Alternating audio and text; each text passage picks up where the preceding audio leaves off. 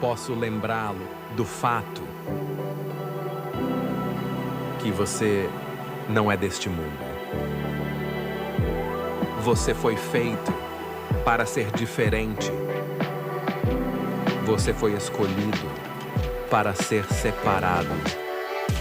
E Deus te chamou para viver uma vida santa. Não pela sua própria força, mas pelo poder do seu Espírito. Não por um Espírito bom, não por um Espírito especial, mas pelo Espírito Santo. Ouça seu convite para sair e ser separado. Glória a Deus, amém?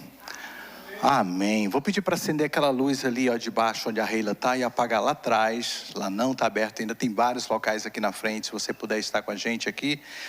E outra coisa que eu vou pedir, será que eu posso pedir por 40 minutos? Ninguém beber água aí no banheiro, por favor? Amém? Será que você consegue? 40 minutos? Que não sei o que acontece na hora do culto, o pastor vai pregar, dá uma vontade de ir no banheiro. Isso é espiritual, querido. Amém? Fica quietinho, deixa Deus falar com vocês, amém? Pai, muito obrigado por estarmos na tua presença, amém? É bom estar na presença do Senhor. Quero dar bem-vinda a quem está nos assistindo através desse canal. Se você está aí nos acompanhando, muito bom saber que você está conosco. Quem está nos visitando pela primeira vez, meu nome está na tela aí. Fico feliz de saber que você está aqui conosco nessa manhã. Eu uma vez tive uma experiência que começou muito boa, mas depois ficou muito triste. Eu sempre que ia ao Brasil, meu irmão que está ali atrás, quem não sabe, aquele jovem bonito de barba ali, que é a minha cara, é meu irmão, né? Quem não sabe, ele teve um acidente de carro alguns anos atrás, uns 30 anos atrás, e infelizmente ficou numa cadeira de rodas.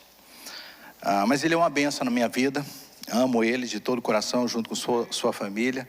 E meu irmão uma vez falou assim: cara, toda vez que você vem para o Brasil, você só fica em Goiânia, por que você não viaja para outros lugares? Aí eu falei: porque eu não tenho dinheiro. Aí ele falou: cara, eu acabei de chegar de uma viagem maravilhosa em Porto de Galinhas. E eu tenho um amigo lá, que tem uma casa em frente à praia, uma casa maravilhosa. Eu posso ligar para ele e pedir para ele te arrumar a casa. Porque pobre só viaja por amizades. Eu falei: fechou, cara. Ele ligou para o amigo dele, o cara foi maravilhoso, mandou limpar a casa, deixou tudo pronto. Eu comprei minhas passagens, que era tudo que eu tinha que fazer. E fiquei na minha casa lá em Goiânia, num apartamento que eu tenho, esperando o horário de ir para o meu tão sonhado passeio. Minhas filhas bem pequenininhas, a gente estava indo para Porto de Galinhas, no Nordeste, para a praia. Mas um pequeno detalhe estragou tudo. Por alguma razão, eu olhei para a passagem e li que o meu voo era 1h. E fiquei tranquilo esperando. Quando deu 11 horas, moro bem perto do aeroporto de Goiânia. Lá em Goiânia, quando eu estou, eu fico nesse apartamento.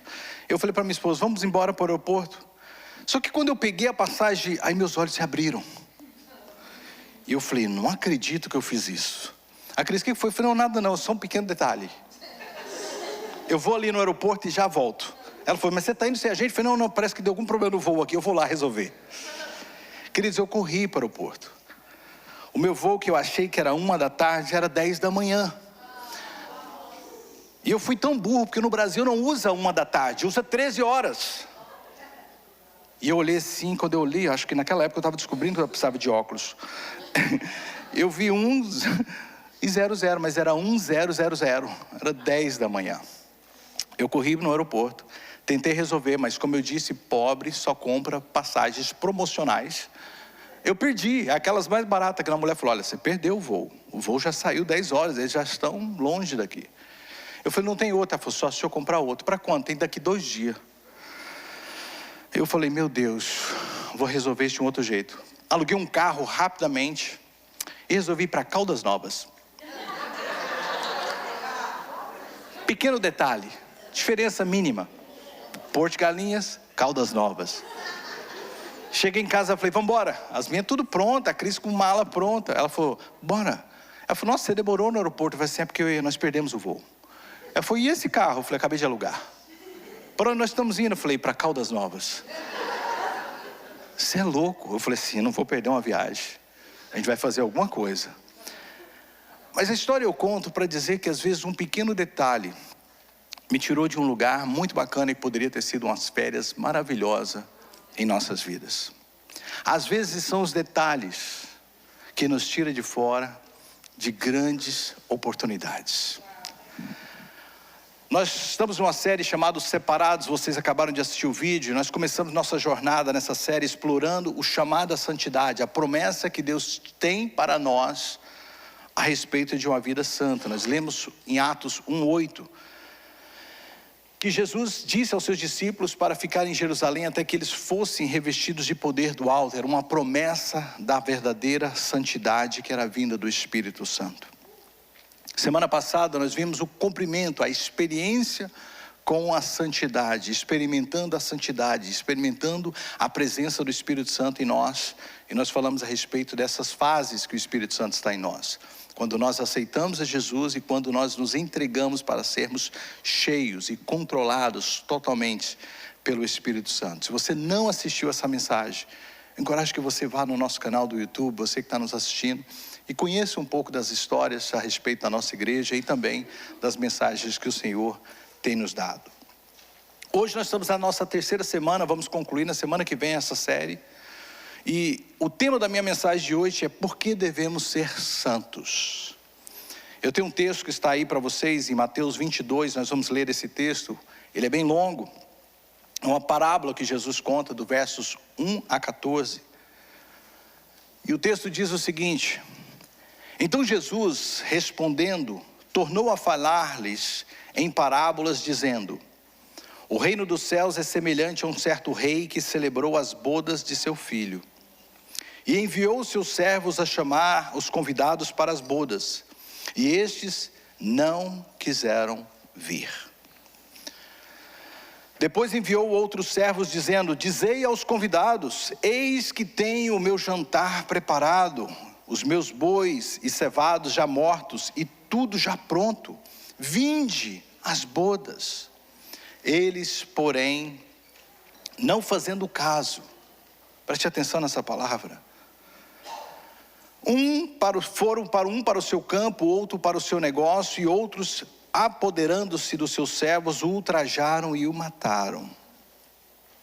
E o rei, tendo notícias disso, encolerizou-se, ou seja, ficou irado, e enviando os seus exércitos, destruiu aqueles homicidas e incendiou a cidade. Então diz aos servos: as bodas, na verdade, estão preparadas, mas os convidados não eram dignos. E depois as saídas dos caminhos e convidai para as bodas a todos os que encontrardes.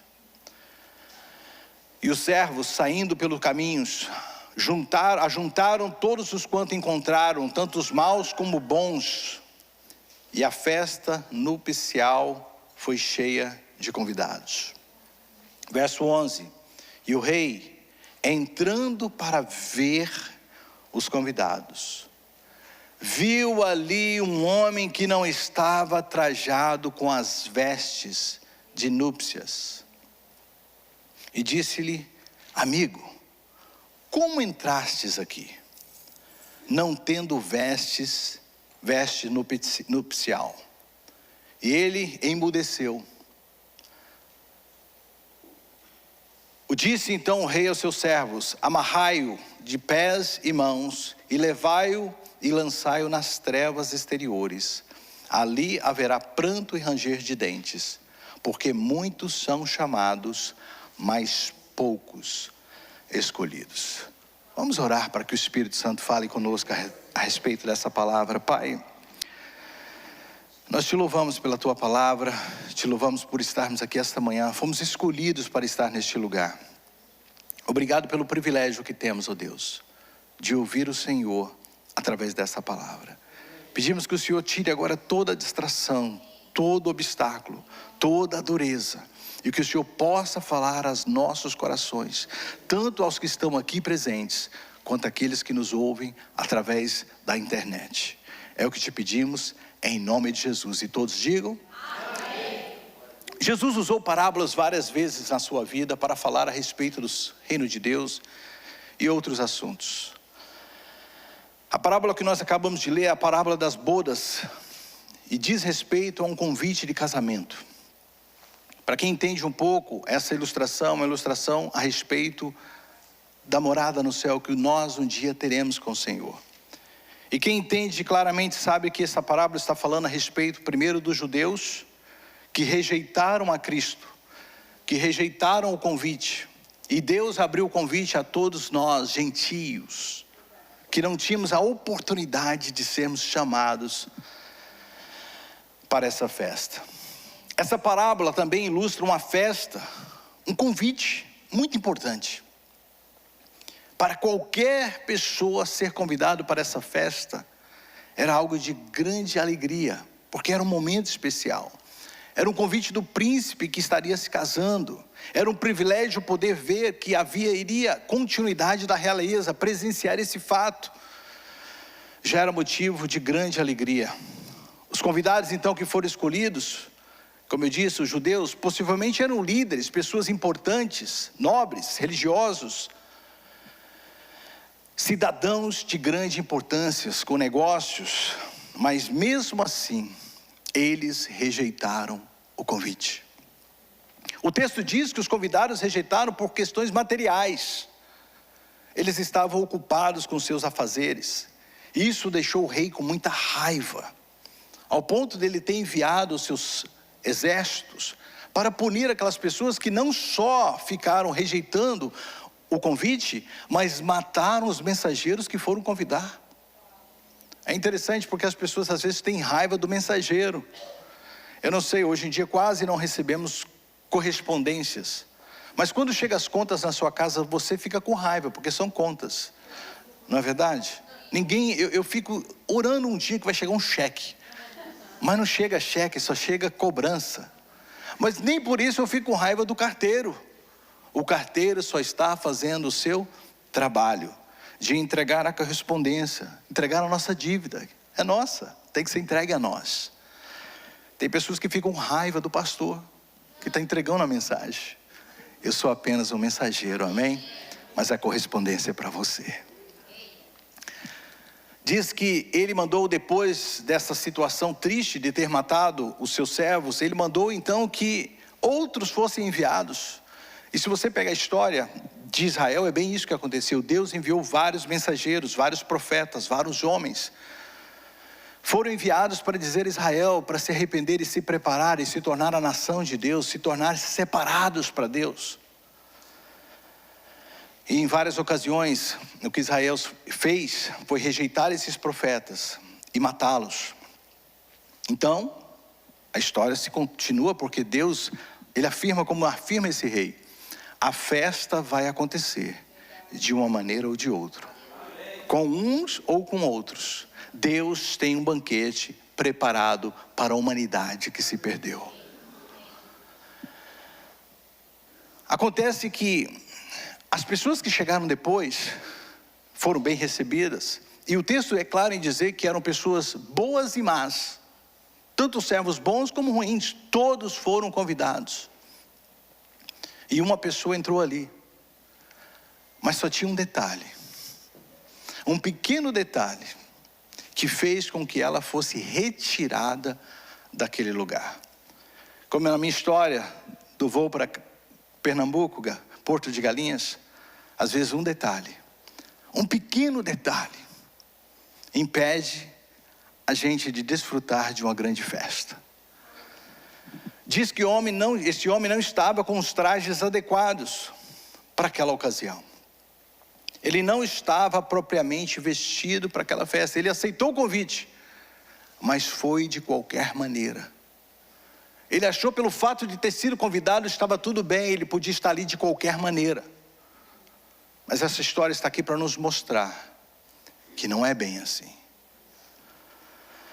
Hoje nessa série eu quero continuar aplicando aquilo que o Espírito Santo tem colocado em nossos corações a respeito da santidade. E eu quero usar essa parábola. O que podemos aprender com essa parábola de Jesus, que fala a respeito do reino de Deus?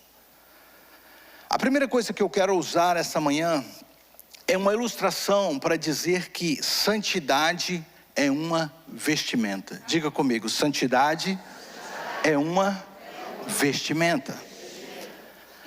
Como assim, pastor? De onde é que o senhor tirou isso? O texto é claro em dizer que havia uma vestimenta adequada para aquela ocasião. Havia uma vestimenta requerida para aquela ocasião. Nós temos aprendido nessa série, quem está chegando aqui, que quando você aceita Jesus, os seus pecados são perdoados. A Bíblia diz que mesmo que os seus pecados sejam vermelhos como o carmesim, Ele nos perdoa e faz as nossas vestes ser mais branco do que a neve. Deus muda nossas vestimentas para nos qualificar para estar na sua presença. A santidade é uma vestimenta que nós recebemos do Senhor. Semana passada uma pessoa, eu amo quando isso acontece, acaba o culto e elas ficam assim questionando-se se aquilo que eu preguei é verdadeiro. Isso é tão legal. A pessoa me disse assim, pastor, fala aqui com uma pessoa que não está entendendo essa questão. Como nós, pecadores, podemos ser santos? Não faz sentido, porque a gente é pecador, como um Deus santo vai habitar em nós. Eu falei assim, se você não entender o sacrifício de Jesus, se você não entender a obra de Cristo redentora e a justificação que veio pelo sangue de Jesus, você nunca vai entender que não é por causa de nós, é por causa dele. Em mim, em você não há nada bom, mas o sangue de Jesus nos perdoa de todo o pecado. E o sangue de Jesus nos justifica e afirma que agora nós somos separados. Como eu disse na primeira semana, o problema é que às vezes entendemos santidade como ser santo também, como algo de ser perfeito, e não é. Ser santo é ser separado, é ser colocado à parte para algo específico. Jesus veio chamar uma igreja. A igreja é isso, é ser um povo chamado por Deus para algo específico. Isso é ser separado, isso é ser santo. Quando nós revestimos do Espírito Santo, uma nova roupagem passa a fazer parte de nós. Em 2 Coríntios capítulo 5, 17 diz que aquele que está em Cristo, ele é uma nova criatura. As coisas velhas se passaram, eis que tudo se faz novo. Novo. Não importa o passado que você teve, quando você aceita Jesus, quando Jesus entra no seu coração, tudo é apagado. O sangue de Jesus nos reveste e nos dá a oportunidade de começar tudo de novo. Isso significa que não tem sujeira mais em nós. Quem está em Cristo não há mais sujeira em nós. Jesus perdoou os nossos pecados, amém? Ele nos dá um selo de justificados perante o Senhor. Cristo agora nos reveste com sua justiça e santidade. Isso significa que agora Deus não consegue enxergar-nos mais pelo que fizemos, mas pela obra redentora de Cristo. Nós estamos nos aproximando da Páscoa. E a Páscoa vai falar sobre isso. Sexta-feira da Paixão, um culto maravilhoso que ainda não decidimos se esse ano vamos fazer aqui na igreja. Eu estou me reunindo com os pastores da cidade, americanos. Possivelmente a gente vai fazer algo maior. Se couber, todos vão vir para cá, mas nós queremos fazer um culto lindo esse ano. E mostrar para todos o que Cristo fez por nós. Enxergar o que Jesus fez por nós. Talvez você e eu não consigamos enxergar essa santidade uns nos outros, embora com o tempo vai ficando mais fácil. Mas talvez você chegue na igreja e você pensa assim, eu não consigo ver isso nas pessoas. Mas eu quero te dizer algo, o rei consegue. O rei vê, o rei sabe, o rei olha e vê. Quem está revestido de santidade? O texto que nós lemos no início diz que é explícito. Quem enxergou foi o rei, de longe. Mesmo misturado em todos os demais convidados, o rei viu que aquela pessoa não estava com as vestimentas adequadas. Queridos, deixa eu te dizer algo. A gente pode esconder de todo mundo quem nós somos de fato, mas não do Senhor. Deus sabe quem nós somos, amém? Não pense que o Rei, Deus, não vê o que está acontecendo com as nossas vidas. Ele vê tudo. Essa questão de roupagem na Bíblia é muito séria. Estar vestido ou não vestido na Bíblia é algo muito sério, muito peculiar da Bíblia. Deus sempre falou a respeito disso. Quando Ele criou o tabernáculo, Ele criou vestes adequadas para que as pessoas pudessem estar ali. Vestes é algo sério, amém? Se a santidade veste, a nudez expõe. Pastor, é tão óbvio o que o senhor falou? É claro. A santidade é algo que cobre o que precisa ser coberto. A santidade é algo que tampa aquilo que precisa ser tampado. E o que precisava de ser tampado em nossas vidas era o pecado. Era a exposição da nossa nudez, da nossa vergonha, daquilo que nós não poderíamos por nós mesmos cobrir. É por isso que em Gênesis, capítulo 3, diz que quando Adão e Eva pecaram, eles ficaram o quê? Envergonhados. Porque descobriram que estavam o quê? Nus. E qual foi a primeira coisa que Deus fez? Vestes. Então desde o início nós entendemos que a vestimenta já simbolizava algo. Deus falou assim, a única maneira de cobrir a sua vergonha, o seu pecado, é tampando ela com vestes que eu vou entregar. Quem entregou as vestes foi o Senhor. Quem deu essas vestes é Deus. Nós não podíamos cobrir a nossa vergonha. Nós não poderíamos cobrir a nossa nudez. Deus providenciou a roupa. Claramente a nossa condição espiritual pode ser vista pelo fato de estarmos descobertos ou cobertos. Nós estamos num grupo de homens muito bom, que está transformando a vida dos homens. Quantos homens estão passando por esse grupo, estão falando, todos os dias eu tenho ouvido isso. As mulheres vão começar algo recentemente, que vai ser tremendo para vocês também. E eu recebi esse vídeo, eu nem sei se eu tenho autoridade de colocar online, se tiver um strike aí, fique esperto, para quem está assistindo. Mas eu queria passar esse vídeo, que fala a respeito desse assunto, que eu estou tentando trazer para vocês. Vamos passar o vídeo agora e assistir esse vídeo, por favor. Apaga as luzes para dar até mais emoção.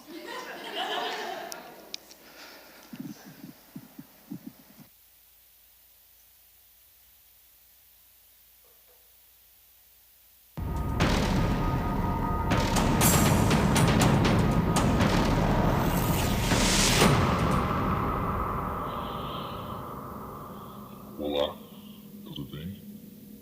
Sabe quem eu sou? Eu sou aquela vozinha dentro da tua cabeça, aquela que fala, não dá nada. Você não lembra, não? Vamos fazer o seguinte, vamos fazer um negócio. Abre teu celular. Eu faço uma aposta com você. Vai ser delicioso. Pega teu celular e mostra aqui as mensagens que você troca com os teus amigos, com aquela menina que você gosta. Eu não quero te matar, não. Eu não quero te... calma. Eu não quero muito longe, não. Eu quero só te envergonhar. É isso que eu quero. Eu quero te envergonhar. Sabe o que eu quero? Eu quero deixar você na dúvida. A dúvida pra mim já é o suficiente. Eu não preciso te convencer da minha mentira. Não, esquece. Eu quero te deixar com a dúvida na cabeça. Será? Eu quero que você, antes de fazer qualquer coisa, eu quero que você pense, não dá nada essa uma vez. Entendeu? Mas talvez assim, dessa minha forma, talvez não te agrade muito, talvez não te convença. Se você quiser, eu posso me apresentar de uma forma diferente. Que tal assim? E assim, melhorou? E se eu mostrasse pra todo mundo quem você é de verdade? Mostrasse as fotos no seu celular, os sites que você acessa, as mensagens no WhatsApp.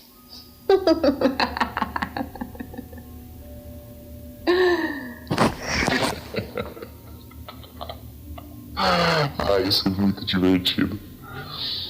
Mas me diz uma coisa. E se eu contasse para os teus pais o que você anda fazendo pelas costas deles? O que eles iam dizer?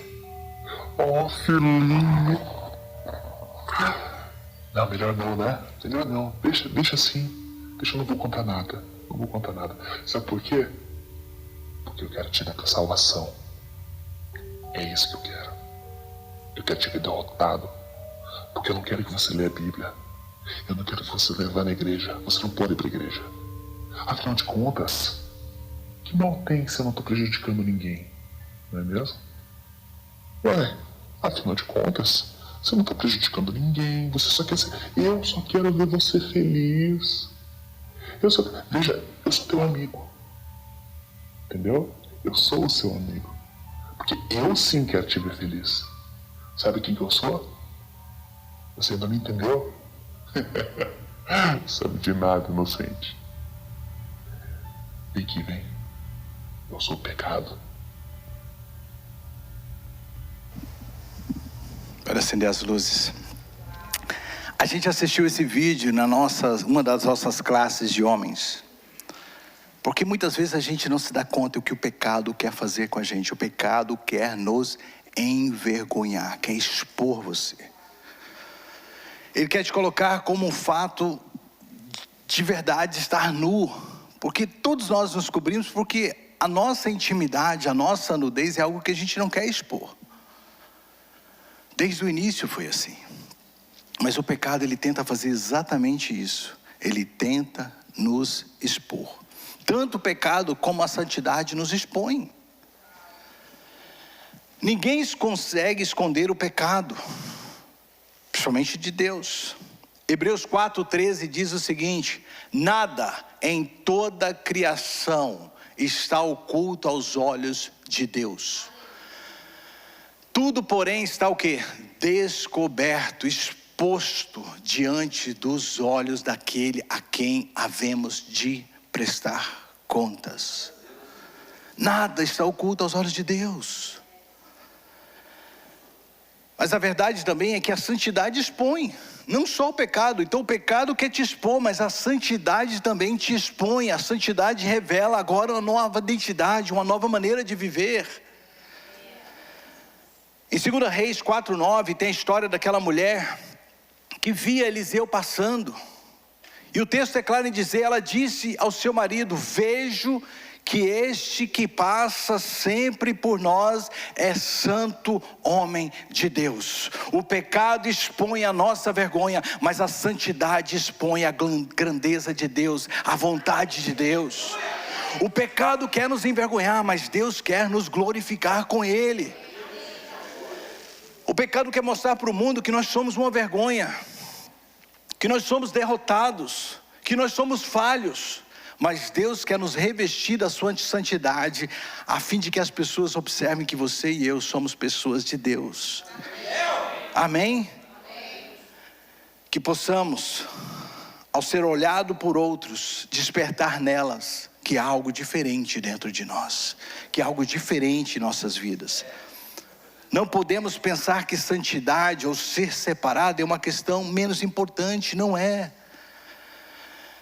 Nós estamos falando dessa série sobre isso porque Deus quer mudar as nossas vestes. Você é muito bem-vindo a estar neste lugar. Mas sabe, eu quero te dizer algo que o Espírito Santo me falava essa manhã. Tem muitas igrejas por aí, bacanas, que vão mexer com várias áreas bacanas na sua vida, mas não vão confrontar o pecado que está em você. Tem muitas igrejas que vão aí reforçar, sabe, a sua humanidade, vão reforçar a sua autoestima, vão colocar você lá para cima, mas não vão trabalhar na questão do pecado que está na sua vida. Eu posso não ser o pastor mais popular, mas eu vou te pregar a mensagem verdadeira que Cristo me chamou a pregar. E essa mensagem fala de mudança, de comportamento. Fala da gente pensar que sim, eu era um pecador, mas agora eu fui revestido de uma vestimenta nova. E nós não podemos ficar trocando de vestimentas. A nossa vestimenta ou é santa ou não é.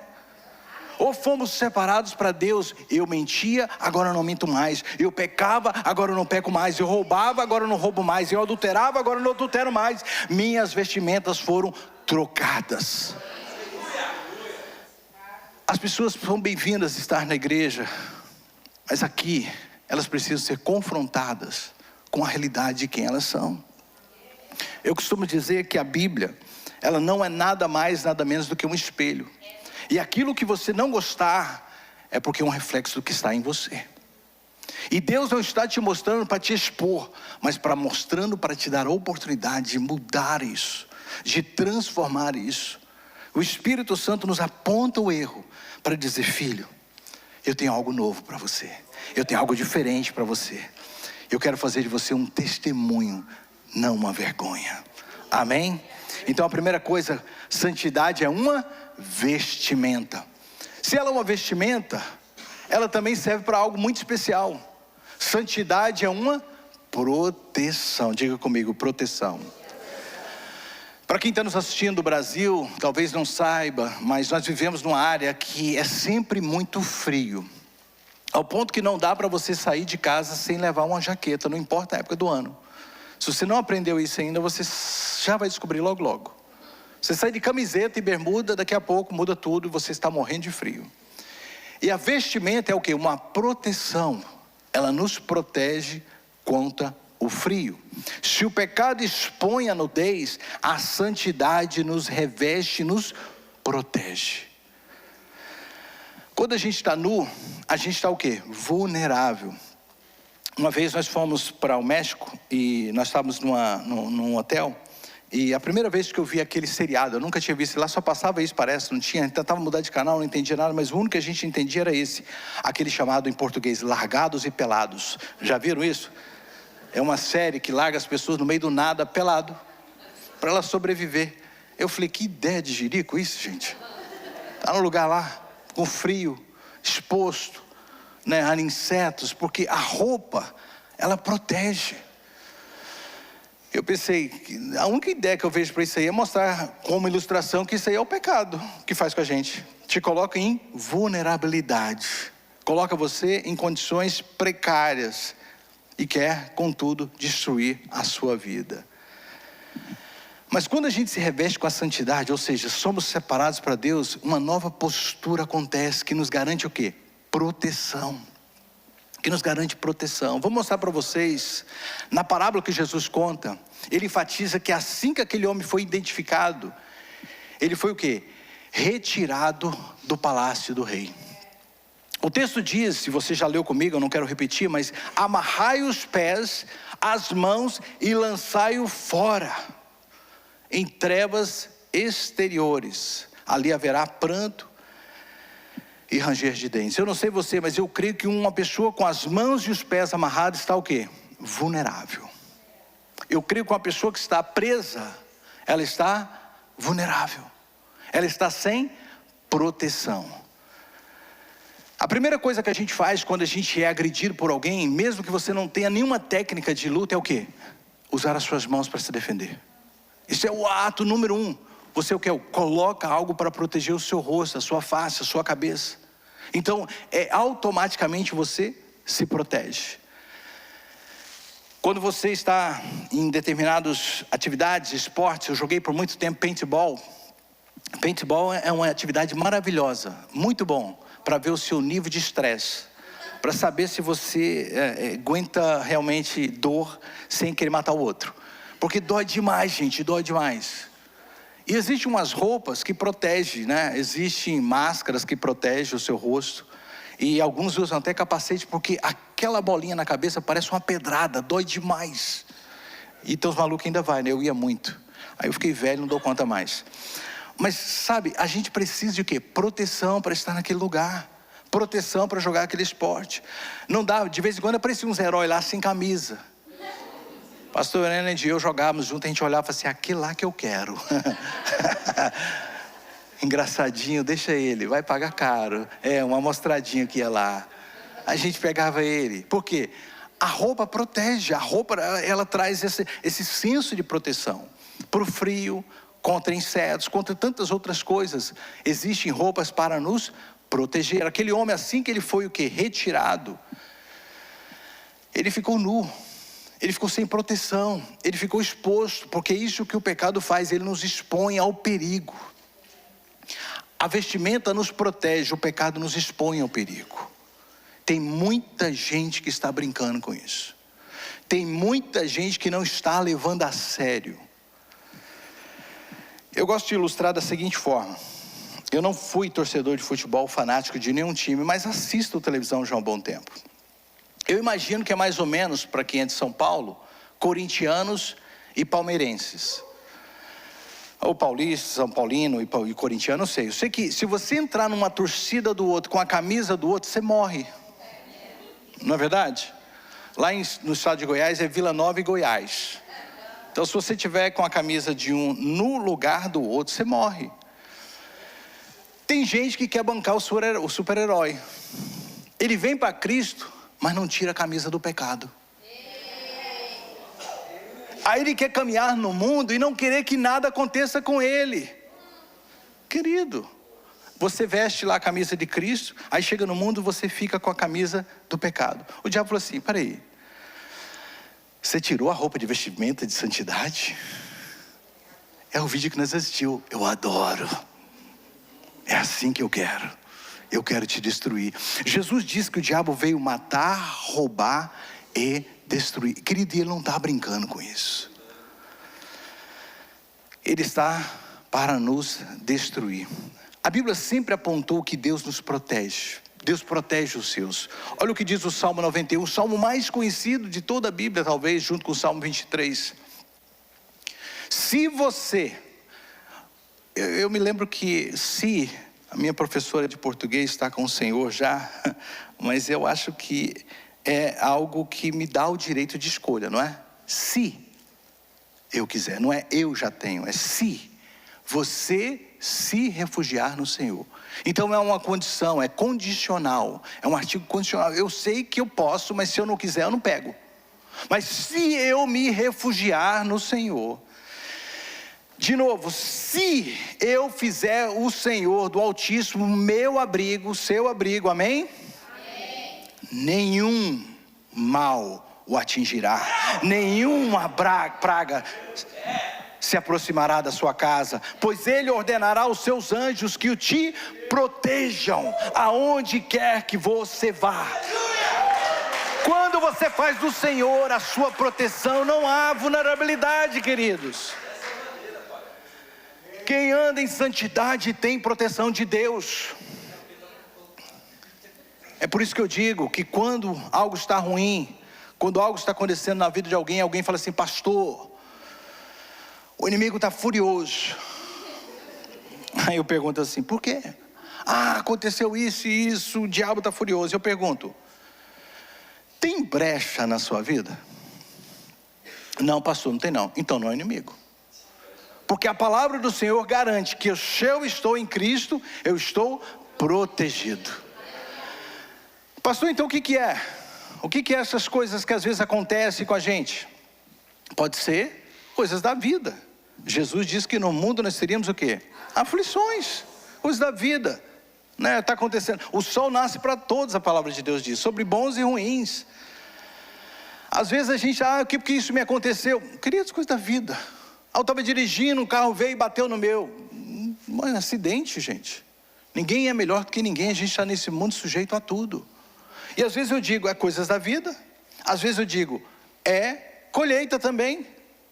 Tem gente que fala assim, minha vida financeira está uma bagunça, o diabo está furioso. Eu falei, você ficou possesso quando foi usar o cartão de crédito? Desceu lá um espírito e nem vi, pastor. Não, você estava consciente. Comprou o que não devia para pagar com o que não tem. E agora chegou a conta. Então não tem nada com o inimigo, é colheita, é má administração, é mordomia ruim. Então não dá ao diabo coisa que ele não tem, porque quem está em Cristo está protegido. Com pouquíssimas exceções, pode ser coisas também de Deus. Jó mostra lá para nós, Deus permitindo, mesmo ele sem ter nada, um homem justo, temente a Deus, Deus permitiu. Mas o que eu digo sempre, se é Deus, se não é colheita, se não é brecha, se não é coisa da vida, e se foi Deus, pode esperar, a vitória vem depois, porque a bênção vem depois. Deus está te passando pela prova, mas vai te honrar no final. Amém? Quem está em Cristo, o diabo não toca. A Bíblia diz que o Senhor acampa ao redor do seu povo. O Senhor está nos protegendo. A Bíblia diz que o diabo, o nosso inimigo, anda ao nosso derredor. Mas por que não é ao redor? Porque ao redor está o anjo do Senhor. À minha volta está o anjo do Senhor. Quando você está em santidade, há uma proteção de Deus na sua vida. E o diabo, tudo que ele pode fazer é olhar de lá da linha, olhar de longe, claro que esperando a oportunidade para que ele possa te tragar. Mas se não há brecha, se não há oportunidade, ele vai ficar lambendo os beiços, mas não chega na sua casa e na minha casa. Amém? Ele não chega. Queridos, andar em santidade é algo tão bom, porque te dá autoridade. Você fala assim: diabo, quem é ele? Ele está debaixo dos meus pés. Amém? Jesus venceu, está consumado. E não há mais do que nos acusar. Eu mostrei o Salmo 91, mas também está no Novo Testamento, a mesma ideia. Hebreus 1,14, olha o que diz. Falando a respeito dos anjos, falando dessa proteção de Deus. Não são os anjos enviados por Deus. Põe o texto aí, queridos. Não são os anjos. Hebreus 1,14, não está aí não? Tá não, esqueceram de pôr. Hebreus 1,14 diz: não são os anjos enviados por Deus para servir. Eu coloquei no meu texto, entre parênteses, para proteger aqueles que hão de herdar a salvação. Eu e você temos a ideia de anjo da guarda, não é algo inventado para a igreja católica, não, é bíblica. Está na Bíblia, que nós evangélicos paramos de falar. Mas tanto é que quando Pedro sai da prisão, e eles não sabem que Pedro tinha saído da prisão, que o anjo tinha soltado, Pedro bate na porta, os irmãos vão lá abrir a porta e pensam assim: não pode ser Pedro, então é quem? É o anjo dele. Eles tinham uma noção clara de anjos, mas eu fui despertado para isso. Eu sei que existem anjos me protegendo a minha casa, protegendo a minha família, protegendo a minha entrada e minha saída. Agora, quando eu falo casa, eu estou falando da minha vida, porque anjo não tem compromisso com coisas materiais. Presta atenção no que eu estou te falando. Tem gente que sai assim e fala assim: Senhor, acampa o anjo do lado do meu carro. O anjo fala assim: estou nem para isso não, filho, vamos embora contigo, deixa o carro aí, paga seguro. O Senhor sai e fala assim: Senhor, protege a minha casa, para ninguém roubar. Queridos, Deus não tem compromisso com coisas materiais. Deus tem compromisso com vida, com você. Porque isso me leva para o ponto: por que Deus protege a gente? Por que Deus nos protege?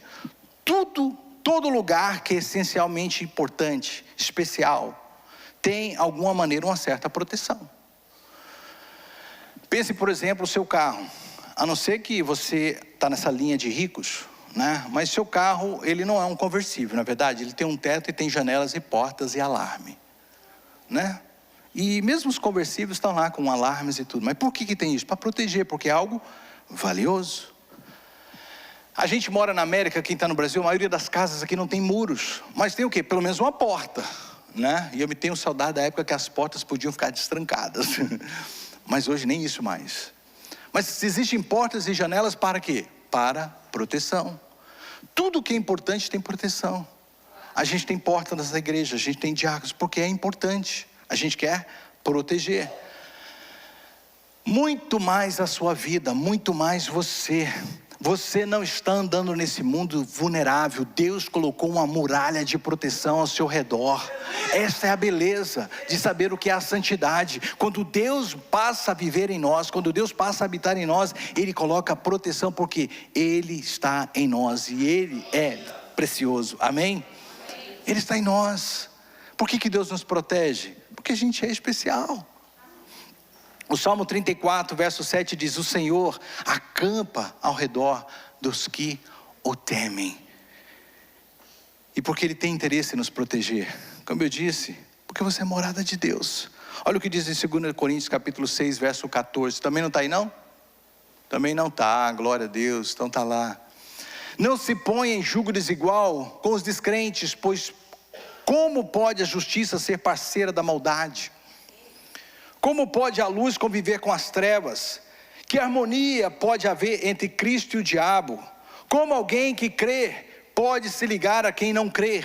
E esse texto está dizendo claramente: separação do que é santo e do que é profano, do que é de Deus e do que não é de Deus. E ele continua: e que união pode haver entre o templo de Deus, está falando de você, não da igreja, e dos ídolos, pois somos o templo do Deus vivo. Como ele próprio disse: habitarei e andarei no meio deles, serei o seu Deus e eles serão meu povo. Portanto, olha Deus dizendo: afastem-se e separem-se, sejam santos. Deles, diz o Senhor, não toquem em coisas impuras, e eu os receberei. Eu serei o seu pai, e vocês serão os meus filhos e filhas, diz o Senhor Todo-Poderoso. Por que que Deus nos protege? Porque nós somos a habitação dEle, nós temos algo especial. Você tem dentro de você, você que está em Cristo, algo muito valioso, que é o Espírito Santo. Você passou a ser morada de Deus. Eu digo isso não com arrogância, mas com convicção. Eu estou num lugar, eu sei que naquele lugar eu estou protegido. Eu tenho uma convicção tão forte disso. Convicção que Deus está comigo. A sua vara e o seu cajado me protegem. É convicção, porque eu sei da palavra de Deus, que ela é verdadeira, ela não pode mentir. E Deus diz que vai guardar, que Deus vai proteger, e que eu sou valioso. Eu tomo posse dessa palavra. Eu não permito o medo tomar conta de mim. Primeiro eu faço a minha parte, o meu homework. Eu faço o que esse texto diz. Eu me separo das coisas imundas. Eu me separo daquilo que pode abrir brecha na minha vida. Eu me separo daquilo que pode expor a minha vergonha.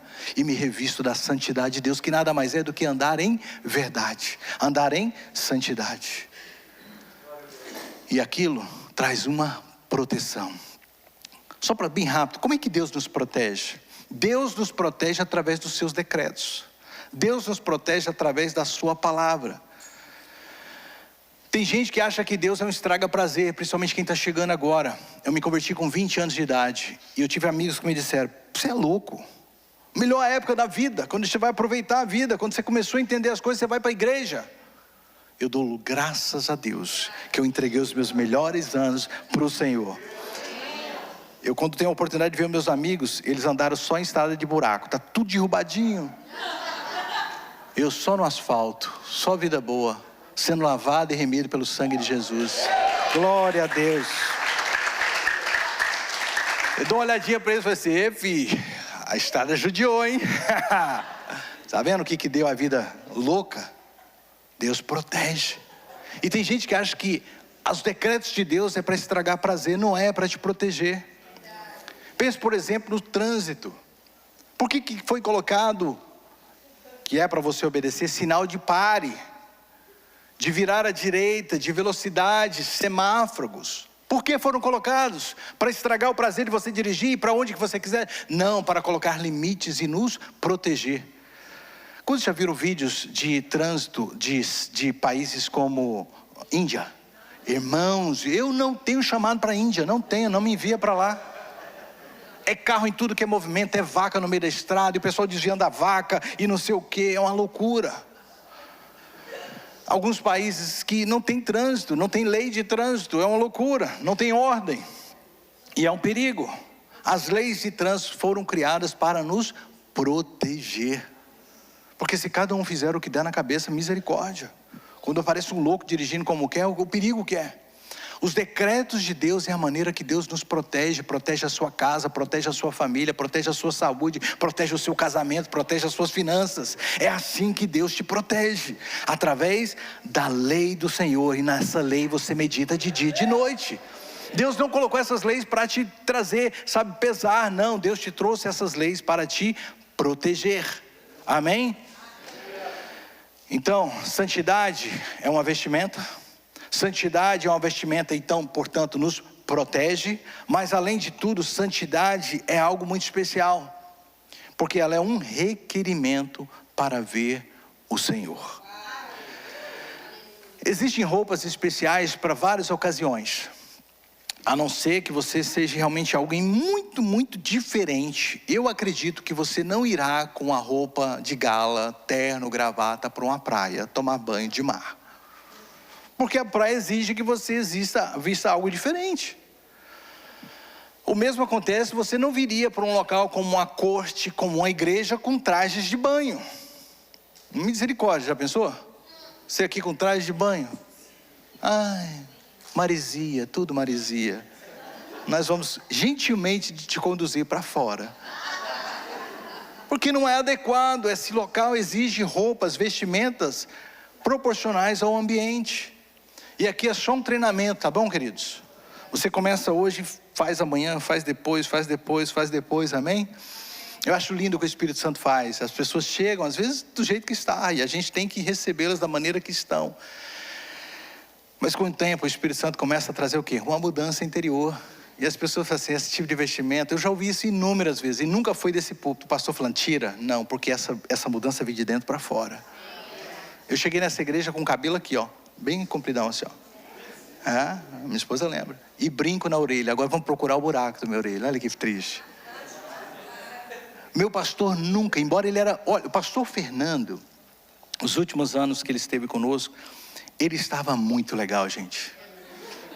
Você não pegou a fase que eu peguei. Ele estava assim, tranquilo, mas ele estava de boa. Até as vestimentas dele tinham mudado. Mas no começo, eles eram tudo terno e gravata. E eu lá de macacão, sem camisa, na igreja. No primeiro culto ele estava aqui, eu e o Nelson lá atrás assim, achando os boyzão da igreja. Ele nunca me disse nada. Mas bastou poucos momentos na presença do Senhor. E eu vi que aquilo não era adequado. Que eu precisava de transformação, que eu precisava de mudança. Porque existem roupas que são adequadas para determinados ambientes. Jesus nos conta naquela parábola que esse homem não se deu conta disso. Ele simplesmente se prendeu ao fato de ter sido convidado e achou que poderia estar ali da maneira que ele quisesse. Mas isso chamou a atenção do rei. E o rei deixou claro para ele, essas vestimentas é o passaporte, te garante você ficar aqui. Há um texto na Bíblia, Hebreus 12, 14, que é bem enfático sobre isso. Diz que sem santidade ninguém verá o Senhor. Preste atenção que eu não quero confundir muitas pessoas, porque a salvação, ela é algo exclusivamente de Deus. Você e eu não fizemos nada para sermos salvos. Jesus morreu por nossos pecados. E porque Ele morreu, nós estamos salvos. Mas a santificação é um processo que exige de nós ação. Que exige de nós o quê? Permissão para o Espírito Santo mudar nossas vidas. Deus me salva, a não ser que eu seja o caso do homem da cruz, que não tive tempo de mudança. Alguém que está talvez num leito do hospital, alguém que você apresenta a Jesus e naquele momento ela aceita Jesus, ela não teve tempo de ser batizado, de tirar as coisas que precisam ser removidas da vida dela. A pergunta é, pastor, ela está no céu? Claro que ela está no céu, porque é pelo sangue de Jesus que nós chegamos a Deus, amém? Mas ao ficarmos nesse mundo, a Bíblia é clara e enfática, esse texto nos apresenta, é esperado de nós uma transformação. Deus busca em nós frutos que glorificam ao nosso Pai que está no céu, e esse fruto é o fruto da santidade. Nós vamos falar sobre isso semana que vem. Deus busca em nós o fruto da santidade. Nós não somos transformados para ser salvos, mas porque somos salvos, somos transformados. Porque Deus está em nós, há uma evidência. Você sabe que a pessoa é diferente porque agora Cristo está nela. Às vezes as pessoas estão no nosso meio, mas ainda não foram convertidas. Elas ouvem a palavra, recebem o convite, estão aqui dentro, mas ainda não foram o quê? Transformados, porque o processo ainda não está acontecendo. Mas quando você vê, do nada você vê que algo está mudando. As vestes estão sendo transformadas. Queridos, a santidade não é uma opção, é uma condição necessária para estarmos à presença dos reis. Não é simplesmente eu querer ou não querer. Ele é um Deus santo. Sede santo, porque eu sou santo, diz o Senhor dos Exércitos. Sejam separados, porque eu sou separado.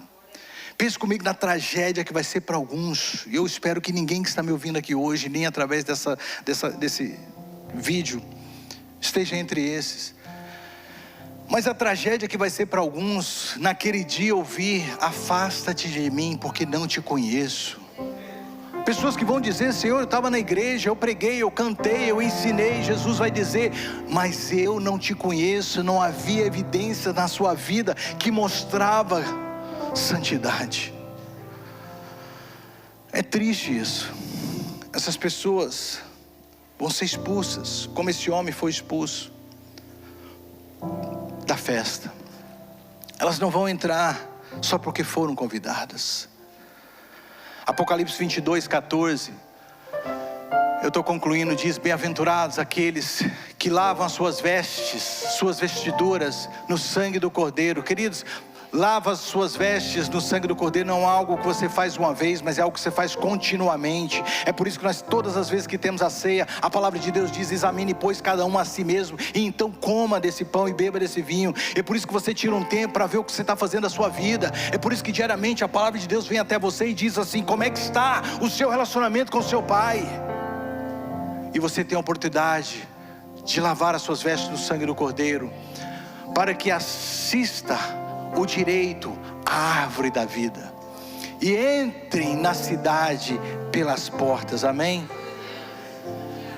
O homem retirado da festa pode ser interpretado então nessa perspectiva: não se pode chegar a uma unidade com o Senhor sem devidas vestes.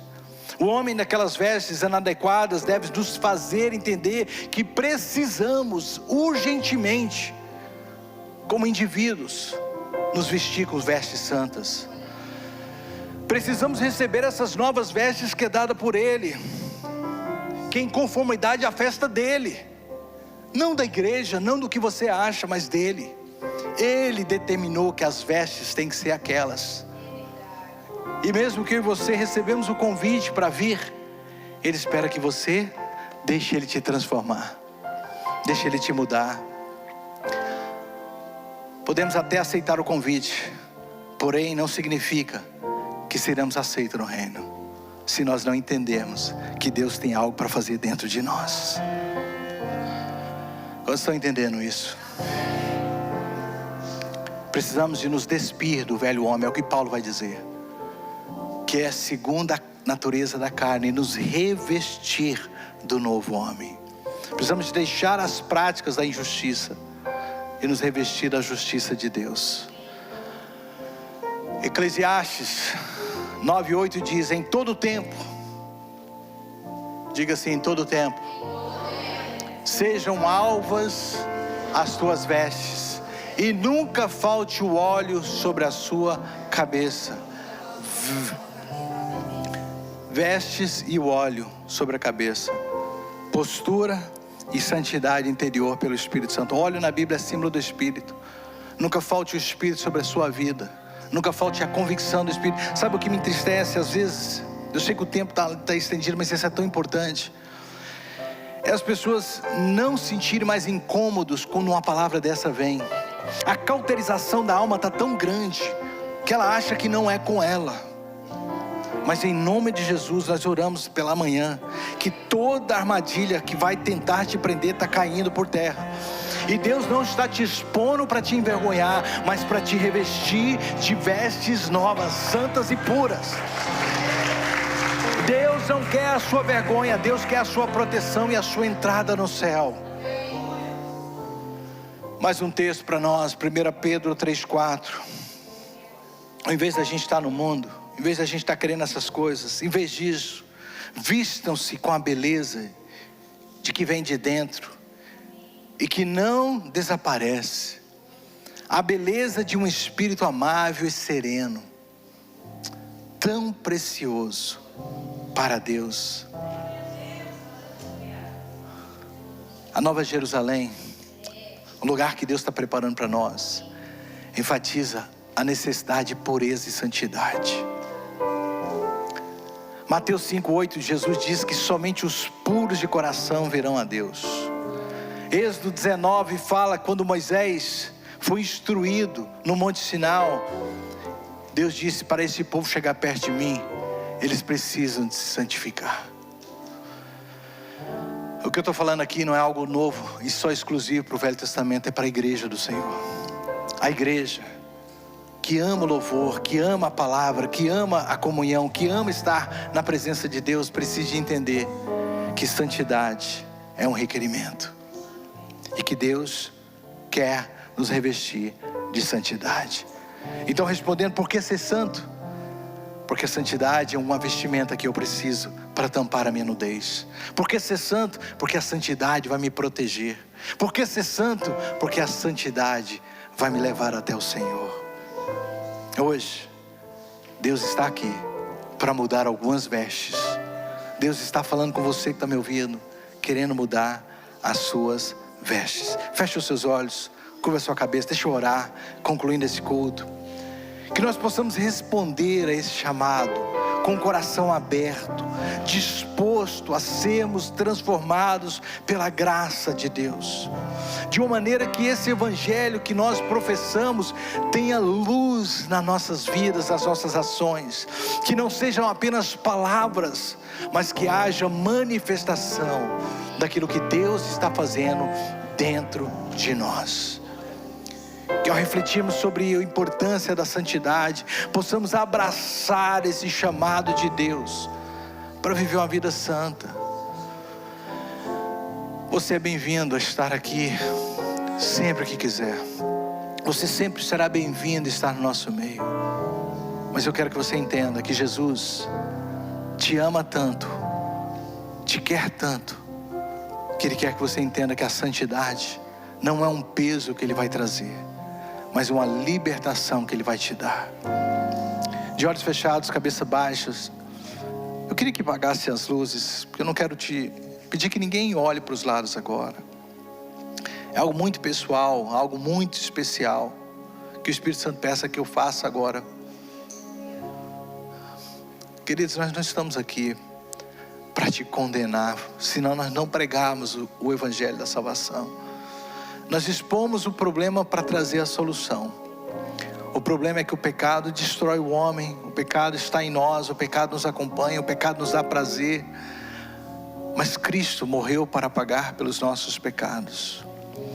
E nós precisamos da obra redentora de Cristo na cruz para perdoar os nossos pecados, para mudar as nossas vestes sujas por vestes santas. Se você está aqui hoje, você nunca entregou sua vida para Jesus. Semana passada eu dei um abraço a uma jovem. Eu senti a presença do Espírito abraçando ela, dizendo: olha, você é minha, você está neste lugar. Depois veio uma senhora e o Espírito Santo dizia: olha, ela é minha, eu estou trocando as vestes dela. Mas pode ser que tenha alguém aqui hoje que precisa, que necessita desesperadamente. Você sabe a vida que você está vivendo. Ao olhar para você, a gente vê uma pessoa boa, mas só você e Deus sabe o que está aí dentro. Lembra daquele vídeo? Lembra do vídeo que eu passei? O diabo não está brincando com você. O pecado, ele não quer o seu bem. Esse prazer que você vê tantas vezes trazer tanta alegria, tanta paz, tanta, doçura, depois te deixa envergonhado, triste, distante de Deus. Mas se está ardendo no teu coração, desejo de parar com isso, de mudar, Jesus está neste lugar e Ele vai mudar a sua vida. Nós temos vários testemunhos neste lugar de pessoas que vieram de situações talvez bem piores que a sua, e hoje estão livres, com novas vestes. A minha pergunta é: tem alguém aqui que entende que você precisa hoje? Tudo que eu quero é que você levante suas mãos. Eu quero orar por você. Eu vejo sua mão, querida. Eu vejo sua mão, querido. Pode abaixar vocês aqui à minha esquerda. Alguém mais? O Espírito Santo te chama, porque Ele sabe que há jeito sim. Você pensa que a sua natureza é assim, que nunca vai mudar. Deus diz: não, eu vou te dar uma nova natureza, eu vou te dar uma nova maneira de pensar, eu vou te dar uma nova mente. Eu vejo a sua mão aí à direita, querido. Pode abaixar a sua mão também. Glória a Deus pela sua vida. Glória a Deus. Eu sei que há mais pessoas nesse lugar. Não deixe a vergonha te impedir de ser mudado. Alguém mais? Quem quer dizer Jesus? É difícil. O Senhor sabe o quanto eu estou preso ao pecado, o quanto eu gosto de fazer essas coisas. Mas eu quero te garantir que Jesus vai mudar isso. Jesus vai mudar isso. Tem alguém mais? Eu quero orar por esse, mas alguém mais? Amém, queridos. Pode abaixar sua mão. Obrigado. Obrigado. Igreja, vamos orar com eles. Vamos orar. Todos de cabeça baixa, diga assim: Senhor Jesus, eu ouvi a tua palavra e eu me arrependo dos meus pecados. Eu te peço que o Senhor me dê forças, que o Senhor coloque o teu Espírito na minha vida, para que eu possa vencer o pecado. Eu te agradeço por perdoar-me. Escreve meu nome no livro da vida e me ajuda a viver uma vida santa. Amém? A gente tem almoço na igreja. Eu só peço que quando eu abrir o altar e você quiser ir pegar seu filho, almoçar, tudo bem. Mas eu quero dar uma oportunidade para quem quer hoje dar um passo de reconciliação. Você já deu a sua vida para Jesus. Você já consagrou-se em outras ocasiões na sua vida, mas de vez em quando tem alguém ainda te pegando. Eu dizia aos homens que a gente fala assim: Jesus, fecha essa porta. E Deus falou isso comigo há uns anos atrás: filho, eu não fecho porta que você não tira a mão da maçaneta. E às vezes o que está acontecendo é isso: a gente fecha a porta, mas a mão está na maçaneta. E quanto sabe o que eu estou falando? E de vez em quando se dá aquela espiada. E Deus falou assim: entrega para mim, fecha essa porta e afasta-se, e veja o que eu vou fazer. Deus quer tirar esse peso que está no seu coração. Quando eu pregava essa mensagem, você embora do Senhor, você está sentindo o peso porque o pecado traz culpa, mas o sangue de Jesus te perdoa. Então eu vou abrir o altar. Eu queria que, se você precisa reconciliar-se com o Pai, não é com a igreja, não é comigo, é com o Pai, e dizer para o Senhor: pastor, mas que vão pensar de mim? Vão pensar que você está indo para o céu e que você não está de brincadeira com a sua salvação. Vão pensar que você entendeu o que o Espírito Santo falou com você e que você não está aqui para brincar. Você não vai prestar conta a nenhum de nós, mas ao Senhor que está no céu. E se você está sério com isso e Deus falou com você, vem para esse altar, fala com Deus, pede para Ele mudar as suas vestes, arrependa-se. Se há alguma coisa que você precisa entregar, entrega. E ao sair daqui, volte a ter o sorriso. A Bíblia diz que o coração alegra, formoseia o rosto. Eu disse no início que eu não sou alguém que julga, mas eu percebo quando alguém perde o brilho da salvação. Eu percebo quando a alegria do Senhor está saindo, porque a pessoa vai brincando com o pecado. Mas daqui a pouco você percebe, já não é a mesma pessoa. Não deixe isso acontecer com você. A Bíblia diz que a gente não pode entristecer o Espírito. E se a gente entristecer o Espírito, a gente vai acabar extinguindo o Espírito. E a pequena chama que ainda fagulha agora dentro de você, daqui um dia nem vai te alertar mais. E eu quero te dizer isso com muita seriedade. Se Deus está falando com você, quando eu abrir esse altar, não espere. Traga para os pés do Senhor e deixe Deus te transformar. Se você for almoçar, converse lá fora, almoce. Mantenha as luzes apagadas para dar liberdade para as pessoas. Você que está nos assistindo, obrigado por ficar até aqui. Que a graça do nosso Senhor Jesus Cristo, o amor de Deus e a comunhão do Espírito Santo esteja com cada um de vocês. Seja santo, porque o Senhor é santo. O altar está aberto. Se você precisa de vir aqui, Moisés continue tocando ainda. Vamos continuar nesse melo. Só se você precisa sair, pode sair. Ninguém vai te julgar. Você está tranquilo, pode ir.